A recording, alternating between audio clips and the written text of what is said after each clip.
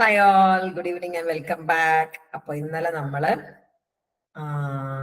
Introduction to psychology എന്താണ്, അതിന്റെ father ആരാണ്, പേര് എവിടെ നിന്നാണ് വന്നത് ഉള്ള കാര്യങ്ങളും, അതുപോലെ തന്നെ സൈക്കോളജി ഏൻഷ്യൻ പീരീഡ് മുതൽ മോഡേൺ എറ വരെ നോക്കിക്കൊണ്ടിരിക്കുന്ന അന്വേഷിച്ചുകൊണ്ടിരിക്കുന്ന ക്വസ്റ്റ്യൻസ് 6 ഡിസ്കസ് ചെയ്തു.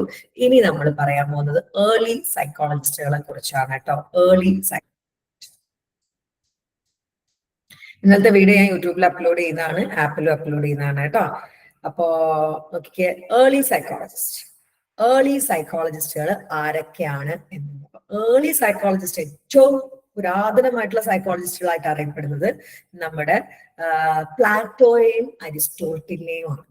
ഓക്കെ, പ്ലാറ്റോയും അരിസ്റ്റോട്ടിലും ആണ് ഏർലി സൈക്കോളജിസ്റ്റ്. നോക്കിയേ, the earliest psychologist that we know about are the Greek philosophers Plato 428 to 347 BC and Aristotle 384 to 322 BC.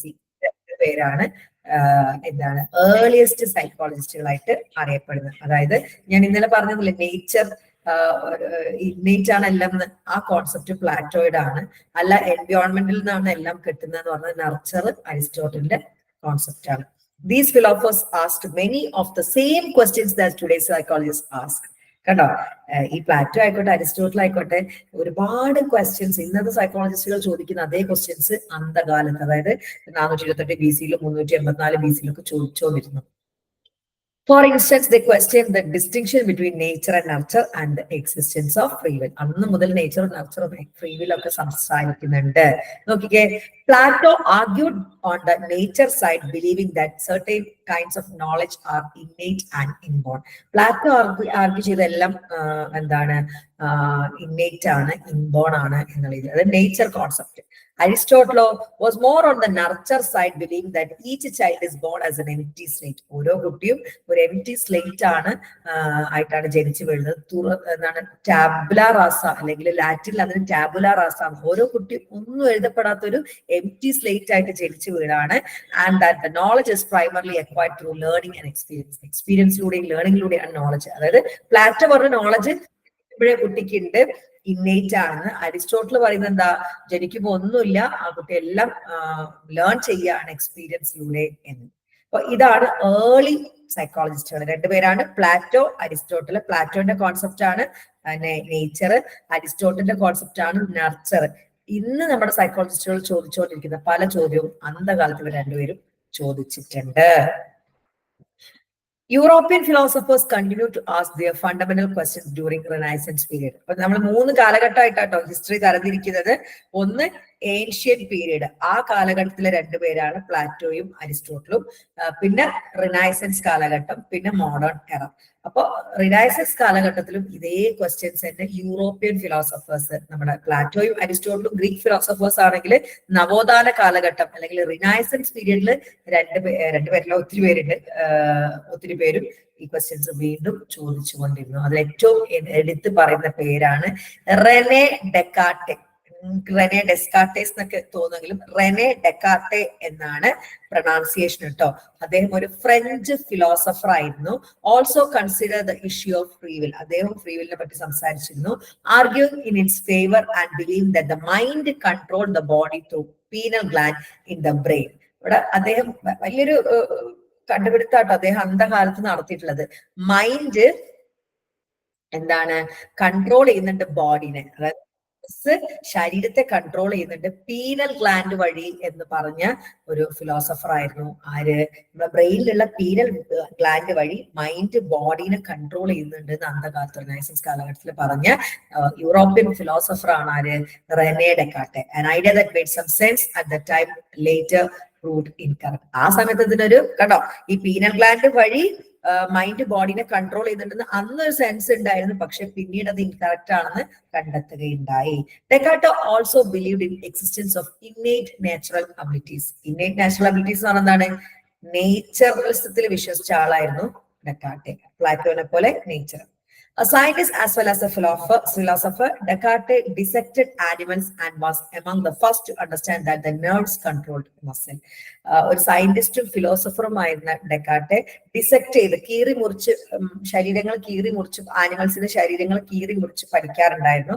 അങ്ങനെ അദ്ദേഹം കീറി മുറിച്ച് പഠിച്ചൊരു കാര്യമാണ് മസിൽസിനെ കൺട്രോൾ ചെയ്യുന്നത് നെർവസ് സിസ്റ്റം ആണെന്ന് അദ്ദേഹം കണ്ടെത്തിയിട്ടുണ്ട്. He also address the relation between mind and body. എന്താണ് Descartes believe that mind and body are two entities. Dualism എന്നാണ് ഈ ഒരു കാര്യത്തിന്, ഈ ഒരു ഫിലോസഫിയുടെ പേര്. അതായത് മൈൻഡും ബോഡിയും രണ്ടും രണ്ടാണ്, പക്ഷെ അവർ തമ്മിൽ എന്താവുന്നുണ്ട്, ബന്ധമുണ്ട്, പക്ഷെ രണ്ടും രണ്ടാണ് എന്നാണ്. Descartes believed in the principle of dualism, that the mind is fundamentally different from the mechanical body. അതായത് mind and body are two entities. മൈൻഡും ബോഡിയും രണ്ടും രണ്ടാണ്. മോണിസം ഉണ്ട്, മൈൻഡും ബോഡിയും ഒന്നാണെന്ന് പറയുന്നതാണ് മോണിസം. മൈൻഡും ബോഡിയും രണ്ടാണെന്ന് പറയുന്ന ഫിലോസഫിയാണ് ഡ്യുവലിസം. അപ്പൊ യൂറോപ്യൻ കാലഘട്ടത്തില് യൂറോപ്യൻ ഫിലോസഫേഴ്സ് നവോത്ഥാന കാലഘട്ടത്തിൽ ഏഷ്യൻകാര് ചോദിച്ച ചോദ്യങ്ങൾ തുടർന്നുകൊണ്ടിരുന്നു. അതിൽ ഏറ്റവും പ്രധാനപ്പെട്ട് എടുത്തു പറയേണ്ട ആള് ഫ്രഞ്ച് ഫിലോസഫർ ആയിട്ടുള്ള റെനെ ഡെക്കാർട്ടെയാണ്. അദ്ദേഹം ഫ്രീ വില്ലിനെ പറ്റിയിട്ടും ഒക്കെ സംസാരിച്ചിരുന്നു. പിന്നെ അദ്ദേഹം ഒരു കണ്ടുപിടുത്തം പോലെ പറഞ്ഞൊരു കാര്യമാണ് മൈൻഡ് ബോഡിനെ കൺട്രോൾ ചെയ്യുന്നുണ്ട് ത്രൂ പീരിയൽ ഗ്ലാൻഡ്. അന്ന് സെൻസ് ഉണ്ടാക്കിയിരുന്നു, പക്ഷെ പിന്നീട് അത് ഇൻകറക്റ്റ് ആണ് പ്രൂവ് ചെയ്തു. പിന്നെ ഡെക്കാർട്ട് എന്താ ബിലീവ് ചെയ്തത്, നേച്ചറിസത്തിലായിരുന്നു. അതുപോലെ തന്നെ ഒരു സയന്റിസ്റ്റും ആസ് വെൽ ആസ് ഫിലോസഫർ ആയതുകൊണ്ട് തന്നെ അദ്ദേഹം ആനിമൽസിന്റെ ശരീരങ്ങളൊക്കെ കീറി മുറിച്ചു പഠിക്കുകയായിരുന്നു. എന്നിട്ട് അദ്ദേഹം മനസ്സിലാക്കിയ ഒരു കാര്യമാണ് മസിൽസിനെ കൺട്രോൾ ചെയ്യുന്നത് നെർവ്സ് ആണെന്ന്. അതുപോലെ തന്നെ അദ്ദേഹത്തിന്റെ ഒരു കോൺസെപ്റ്റ് ആണ് ഡ്യുവലിസം. മൈൻഡും ബോഡിയും രണ്ട് എൻറ്റൈറ്റീസ് ആണെന്നാണ് അദ്ദേഹം പറഞ്ഞത്. ഓക്കെ ആണോ? ഓക്കെ ആണോ? പറഞ്ഞ ഓക്കെ ആണോ എന്ന്? Very good. ഇനി അടുത്ത് നോക്കിയേ, other European philosophers including Thomas Hobbes, John Locke, ഈ ജോൺ ലോക്കിന്റെ ടാബുല റാസ എന്ന concept, Jean Jacques Rousseau also weighed in on these issues. പിന്നെ കുറച്ച് ഫിലോസഫേഴ്സ്, യൂറോപ്യൻ ഫിലോസഫേഴ്സ് ആയിട്ടുള്ള തോമസ് ഹോബ്സും ജോൺ ലോക്കും ജീൻ ജാക്കസ് റൂസോ ഒക്കെ യൂറോപ്യൻ ഫിലോസഫേഴ്സ് ആയിരുന്നു. നവോത്ഥാന കാലഘട്ടത്തിൽ റെനസാൻസ് പീരീഡിൽ അവരും ക്വസ്റ്റ്യൻസ് ചോദിച്ചുകൊണ്ടിരുന്നു. ഇനി ഇവരൊക്കെ നേരിട്ട മെയിൻ പ്രശ്നമാട്ടോ പറയാൻ പോകുന്നത്. അതായത് ഇവരൊക്കെ ഇതൊക്കെ പറയുന്നുണ്ടെങ്കിലും ഇവർക്ക് ഇതൊന്നും പ്രാക്ടിക്കലി തെളിയിക്കാൻ പറ്റിയിട്ടുണ്ടായിരുന്നില്ല, അല്ലെങ്കിൽ തെളിയിക്കാൻ പറ്റുമോ എന്ന് പോലും അവർക്ക് അറിയണ്ടായിരുന്നില്ല. അതായത് ഇതൊക്കെ സയന്റിഫിക്കലി പ്രൂവൺ ചെയ്യാനോ എങ്ങനെ ചെയ്യുമോ അവർക്ക് അറിയില്ലായിരുന്നു. The fundamental problem that these philosophers faced was that they had few methods for setting their claims. Few methods. ഈ അവർ പറയുന്ന കാര്യങ്ങൾ പ്രൂവ് ചെയ്യാൻ അവർക്ക് വളരെ കുറച്ച് മെത്തേഡ്സോളൂ. Most philosopher didn't conduct any research on this question. Most philosophers റിസർച്ചും ചെയ്തിട്ടില്ല. In part because they didn't yet know how to do it. എങ്ങനെ ചെയ്യണമെന്ന് അറിയാത്തതുകൊണ്ട് റിസർച്ചുകളൊന്നും നടന്നിട്ടില്ല, സയന്റിഫിക്കലി പ്രൂവ് ചെയ്യാൻ പറ്റില്ല. And in part because they weren't sure it was even possible to objectively study human experience. അവർക്ക് ഒബ്ജക്റ്റീവ് ആയിട്ടൊരു ഹ്യൂമൻ എക്സ്പീരിയൻസിനെ പറ്റി പഠിക്കാൻ പറ്റുമോ എന്ന് പോലും അവർക്ക് അറിഞ്ഞുകൂടായിരുന്നു. അതുകൊണ്ട് തന്നെ അവരാരും അതിന് വല്ലാണ്ട് മുതിർന്നിട്ട് ഉണ്ടായിരുന്നില്ല, അല്ലെങ്കിൽ അവർക്കൊന്നും പ്രൂവൺ ചെയ്യാൻ പറ്റിയിട്ടുണ്ടായില്ല. But dramatic changes came during 1800s with the help of two research psychologists. അവിടെയാണ് ഡ്രമാറ്റിക് ആയിട്ടുള്ള ചേഞ്ച് വരുന്നത്. വില്യം മൂണ്ടും വില്യം ജെയിംസും കാരണം. ഈ വില്യം മൂണ്ടിന്റെ ആയിക്കോട്ടെ വില്യം ജെയിംസിന്റെ ആയിക്കോട്ടെ അവരുടെ സ്ട്രക്ചറൽസും ഫങ്ഷണൽസും ഒന്നും ഇന്ന് ഇല്ല. കാരണം ഇവരൊക്കെ സയന്റിഫിക് ഫീൽഡ് ആക്കാനേ നോക്കിയിട്ടുള്ളൂ, സൈക്കോളജിനെ റിസർച്ചുകളൊക്കെ ചെയ്തു നോക്കൂ. പക്ഷെ ഇവരുടെ കോൺട്രിബ്യൂഷൻ വളരെ വലുതാണ്. ഇവരുടെ മെത്തേഡ്സ് ഒന്നും യൂസ് ചെയ്യുന്നേ ഇല്ല. ഇവരൊക്കെ മൈൻഡിൽ എങ്ങനെ റിസർച്ച് ആയിട്ട് പഠിച്ചു എന്നുള്ളൂ, അല്ലാതെ ചികിത്സാ രീതി ഒന്നും ഇവർ കൊണ്ടുവന്നിട്ടില്ല. പക്ഷേ വില്യം മൂണ്ടിന്റെയും വില്യം ജെയിംസിന്റെയും കോൺട്രിബ്യൂഷൻ വളരെ കൂടുതലാണ്. വില്യം ജെയിംസിന്റെ കോൺട്രിബ്യൂഷൻ വളരെ കൂടുതലാണ്, പക്ഷെ അദ്ദേഹം പ്രശസ്തി ആഗ്രഹിക്കാത്ത, പിന്നെ അറിയപ്പെടുന്ന ആഗ്രഹിക്കാത്ത ഒന്നും വ്യക്തിയായതുകൊണ്ട് എവിടെയും അദ്ദേഹത്തിന്റെ കോൺട്രിബ്യൂഷൻസ് വളരെയധികം ചർച്ച ചെയ്യപ്പെട്ടിട്ടില്ല. പിന്നെ അദ്ദേഹം ഡിസിപ്ലിൻസിൽ എടുക്കൂലായിരുന്നു, അതായത് തന്റെ താഴത്ത് വർക്ക് ചെയ്യാൻ വേണ്ടിയിട്ട് ആൾക്കാരൊന്നും എടുക്കൂലേ. മൂണ്ടിനൊക്കെ ഒത്തിരി ഡിസിപ്ലിൻസ് ഉണ്ടായിരുന്നു, പക്ഷെ വില്യം ജെയിംസിന് അതൊന്നും ഉണ്ടായതുകൊണ്ട് വില്യം ജെയിംസിന്റെ കാര്യങ്ങൾ പുറത്തോട്ട് അധികം വന്നില്ല. പക്ഷെ വളരെ കോൺട്രിബ്യൂട്ട് ചെയ്ത ആളാട്ടോ. മൂണ്ടിനെയാണ് കൂടുതൽ അറിയപ്പെടുന്നത്, ബിക്കോസ് അദ്ദേഹം ഫാദർ ഓഫ് സൈക്കോളജി ലാബ് തുറക്കുന്നത്. വൂണ്ട് തുറക്കുന്നതിന് മുന്നേ തന്നെ ഹോപ്കിൻസ് യൂണിവേഴ്സിറ്റിയിൽ ജെയിംസ് ലാബ് തുറന്നിട്ടുണ്ട്.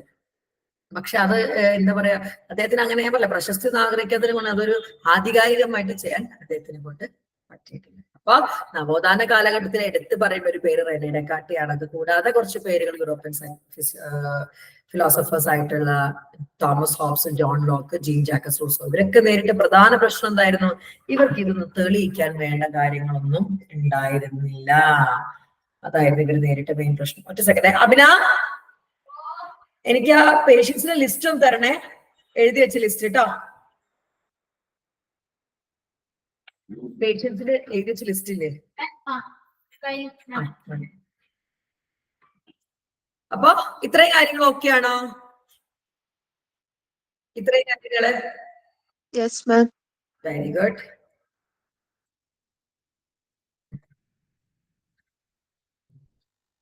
ഇനിയാണ് നമ്മുടെ മെയിൻ കാര്യം, psychology as A scientific discipline. എപ്പോഴാണ് സൈക്കോളജി ഒരു സയന്റിഫിക് ഡിസിപ്ലിൻ ആയിട്ട് മാറുന്നത്? Only about 130 years ago that the psychology emerged as a scientific discipline. ആകെ 130 വർഷമായിട്ടുള്ളൂ സൈക്കോളജി ഒരു സയന്റിഫിക് ഡിസിപ്ലിൻ ആയിട്ട്. സൈക്കോളജിയുടെ ഇന്റലക്ച്വൽ പാരന്റ്സ് ഫിലോസഫിയും ഫിസിയോളജിയും ആയിരുന്നു. ഇവരുടെ ഇടയിൽ ഒരു കുഞ്ഞായിട്ടാണ് ഇരിക്കുന്നത്. By 1970s, a small number of scholars in both the field were effectively exploring questions about mind. 1970 ഈ രണ്ട് ഫീൽഡിലുള്ള സ്കോളേഴ്സും, അതായത് ഈ രണ്ട് ഫീൽഡിനെ പറ്റി പഠിച്ചുകൊണ്ടിരിക്കുന്നവരും മൈൻഡിനെ പറ്റി പല പല ക്വസ്റ്റ്യൻസ് ചോദിച്ചു തുടങ്ങി. How are bodily sensations turn into a mental aware of outside world? ഒരു ബോഡ്ലി സെൻസേഷൻ എങ്ങനെ ഒരു മെന്റൽ അവയർനെസ് ഉണ്ടാക്കുന്നു? എക്സാമ്പിൾ പറയാം, ഒരു സ്മെൽ അടിക്കുന്നത് ഇന്ന ആള് എന്ന് നമുക്ക് തോന്നാണ്. അതായത് ഒരു ബോഡ്ലി സെൻസേഷൻ എങ്ങനെ നമുക്ക് മെന്റൽ അവയർനെസ് ഉണ്ടാക്കുന്നു? Are people's perception of the world accurate reflections of reality? നമ്മുടെ വേൾഡിനെ പറ്റിയുള്ള നമ്മുടെ പെർസെപ്ഷൻസ് ശരിക്കും റിയാലിറ്റി ആണോ? നമ്മൾ വേൾഡിനെ പറ്റി ചിന്തിച്ചുകൊണ്ടിരിക്കുന്നതൊക്കെ റിയൽ ആണോ? How do mind and body interact? മൈൻഡും ബോഡിയും തമ്മിൽ എങ്ങനെയാണ് ഇന്ററാക്ട് ചെയ്യുന്നത്? അവിടെ ഇങ്ങനെ, അതായത് 1870 കാലഘട്ടത്തിൽ ഫിലോസഫിയുടെയും ഫിസിയോളജിയുടെയും അണ്ടറിൽ വർക്ക് ചെയ്യുന്ന സ്കോളേഴ്സ് മൈൻഡിനെ പറ്റിയിട്ട് ചോദ്യങ്ങൾ ചോദിച്ചുകൊണ്ടിരുന്നു. അവര് ചോദിച്ച ചോദ്യങ്ങൾ എന്തൊക്കെയാണ്? ബോഡി സെൻസേഷൻസ് എങ്ങനെയാണ് മെന്റൽ അവയർനെസ് ഉണ്ടാക്കുന്നത്? നമ്മൾ ലോകത്തെ പറ്റി ഉണ്ടാക്കുന്ന പെർസെപ്ഷൻസ് റിയാലിറ്റി ഉണ്ടോ? മൈൻഡും ബോഡിയും എങ്ങനെയാണ് ഇന്ററാക്ട് ചെയ്യുന്നത്? തുടങ്ങിയ ക്വസ്റ്റ്യൻസ് ആയിരുന്നു ചോദിച്ചുകൊണ്ടിരിക്കുന്നത്. അവിടെയാണ് നമ്മുടെ വില്യം വൂണ്ട് അവതരിക്കുന്നത് കേട്ടോ. It was German professor Wilhelm Wundt, 1832 മുതൽ 1920 വരെ ജീവിച്ച ആളാണ്, who eventually changed this view. Wundt mounted a campaign to make psychology an independent discipline rather than a stepchild of philosophy or psychology. ഫിലോസഫിയുടെയും സൈക്കോളജിയുടെ അണ്ടറിൽ ഒതുങ്ങി പോയിട്ടുള്ള സൈക്കോളജിനെ ഒരു independent ആയിട്ടുള്ള ഫീൽഡ് ആക്കാൻ വരെ എന്താക്കി നമ്മുടെ വൂണ്ട് മുതിരുകയാണ്. അദ്ദേഹം അതിനായിട്ട് പുറപ്പെടുകയാണ് കേട്ടോ. 1879 Wundt succeed in establishing the first formal laboratory for research in philosophy at University of Leipzig. 1879 ജർമ്മനിയിലെ ലെപ്സിഗ് യൂണിവേഴ്സിറ്റിയിൽ അദ്ദേഹം ആദ്യത്തെ സൈക്കോളജിയുടെ ലാബ് സെറ്റ് ചെയ്യുകയാണ്. ഇതാണ് കേട്ടോ ലാബിന്റെ പിക്ചർ. വൂണ്ടും അദ്ദേഹത്തിന്റെ ഡിസിപ്ലിൻസും ആണ് കേട്ടോ കൂടെ നിൽക്കുന്നത്. വൂണ്ടിന് ഏറ്റവും എന്താ പറയാ പ്രോമിനന്റ് ആയിട്ടുള്ള ഡിസിപ്ലിൻ ആണ് ടിച്ച്നർ, എഡ്വാർഡ് ടിച്ച്നർ. ടിച്ച്നറെ പറ്റി എനിക്ക് സെക്കൻഡ് ഇയറിൽ ഒരു പേപ്പർ പഠിക്കാനുണ്ട്. അടിപൊളി ഒരു പേപ്പറാണ്, ഡെവലപ്മെന്റ് ഓഫ് ഫിലോസഫിക്കൽ തോട്ട്. എനിക്ക് ഇഗ്നോനോട് ഭയങ്കര ഇഷ്ടമാണ്. കാരണം ഞാൻ കാലിക്കറ്റ് യൂണിവേഴ്സിറ്റി പഠിച്ച ആളാണെങ്കിലും ഇഗ്നോയിൽ ഇറങ്ങിയപ്പോഴാണ് കുറേ ഞാൻ വൈഡായിട്ട് സൈക്കോളജിനെ പറ്റി അറിയാൻ വേണ്ടി തുടങ്ങിയത്. എസ്പെഷ്യലി എനിക്ക് ഏറ്റവും ഇഷ്ടമുള്ള ഒരു സബ്ജക്റ്റ് ആണ് ഈ ഡെവലപ്മെന്റ് ഓഫ് സൈക്കോളജിക്കൽ തോട്ട്സ്. ഈ സൈക്കോളജിക്കൽ തോട്ട്സ് എവിടെ നിന്നൊക്കെയാണ് ഡെവലപ്പായി വന്നത് വളരെ വിശദമായിട്ട് അതില് വൂണ്ടിനെ ടിച്ച്നറെയൊക്കെ പറ്റി പറയുന്നുണ്ട്. സെക്കൻഡ് ഇയറിൽ നമുക്ക് പഠിക്കാം കേട്ടോ. അപ്പൊ 1879 എന്ന് പറയുന്ന സൈക്കോളജിയുടെ ബർത്ത് ഇയർ ഒരിക്കലും മറന്നത് 1879. എന്തുകൊണ്ടാണ്? ആ 1879 ജർമ്മനിയിലെ ലെപ്സിഗ് യൂണിവേഴ്സിറ്റിയിൽ നമ്മുടെ പ്രിയപ്പെട്ട വൂണ്ട് സൈക്കോളജിക്കായിട്ട് ഒരു ലാബ് സെറ്റ് ചെയ്യുന്നത്. ഇതിന്റെ റെക്കോർഡിങ്സ് ഉണ്ടാവോ? ഉണ്ടാവും, ഡെഫിനറ്റ്ലി ഉണ്ടാവും കേട്ടോ. In deference to this landmark event, historians have christened 1879 as psychology's date of birth. Soon afterward, 1881, Wundt established the first journal devoted in publishing research on psychology. 1979 lab തുറന്നു. 2 വർഷം 81-87 എന്തായി സൈക്കോളജിയുടെ first ജേർണല്, research ജേർണല് അദ്ദേഹം publish ചെയ്യാണ്. According to വൂണ്ടിന്റെ പ്രകാരം psychology primary focus on consciousness, അതായത് ഉണർന്നിരിക്കുന്നതിനെ പറ്റി മാത്രം psychology നോക്കിയാൽ മതി, അതായത് മൈൻഡിന്റെ സ്ട്രക്ചറിനെ പറ്റി മാത്രം സൈക്കോളജി നോക്കിയാൽ മതി. അദ്ദേഹത്തിന്റെ ഈ ഒരു കോൺസെപ്റ്റിന് സ്ട്രക്ചറലിസം എന്നാണ് പറയുന്നത്. അദ്ദേഹം അതിലിട്ട പേര് വളണ്ടിയറിസം എന്നായിരുന്നു. പക്ഷെ പിൽക്കാലത്ത് അതിന് ഡിസിപ്ലിൻ ആയിട്ടുള്ള ടിച്ച്നറാണ് സ്ട്രക്ചറലിസം എന്ന് കൊണ്ടുവന്നത്. അതായത് സൈക്കോളജി അവയർനെസ്സിനെ പറ്റി മാത്രം പഠിച്ചാൽ മതി. The awareness of immediate experience. Thus, psychology became scientific study of conscious experience. കണ്ടോ, സൈക്കോളജിയുടെ ആദ്യ കാലഘട്ടത്തില് വൂണ്ട് പറഞ്ഞത് മൈൻഡിന്റെ കോൺഷ്യസ്നെസ്സിനെ പറ്റി മാത്രം സൈക്കോളജി പഠിച്ചാൽ മതി എന്നാണ്. സോ അന്ധകാലത്ത് സൈക്കോളജി അറിയപ്പെടുന്നത് scientific study of conscious experience എന്നാണ്. Between 1883 and 1893, some 23 new psychological research laboratory rise stand up in USA and Canada. 1883